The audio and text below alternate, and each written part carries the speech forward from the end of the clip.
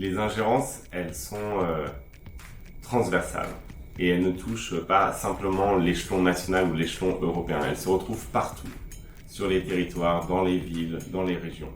Quand vous avez des hackers russes qui attaquent des hôpitaux, par exemple celui de Corbeil-Essonnes, eh bien les médecins ne peuvent plus accéder aux dossiers médicaux de leurs patients.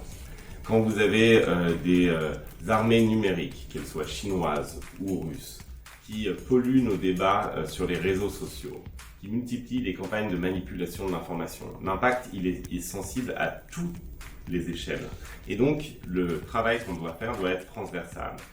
L'éducation aux médias, l'éducation à l'information, ça par exemple c'est une compétence qui doit être celle des villes et celle des régions. Tout ce qui touche à la scolarité, tout ce qui touche à la manière qu'on a au-delà même de l'école de continuer les processus éducatifs de la population aux nouveaux médias, tout cela ça doit être fait avec les régions, avec les villes.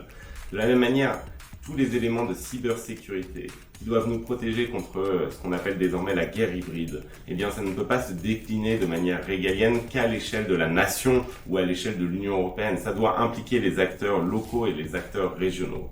Et donc ce qu'il nous faut, c'est une approche globale. Et pour ça, on va avoir besoin des villes et des régions, et c'est pour ça que c'est extrêmement important que le comité européen des régions se mobilise et se penche sur cette question.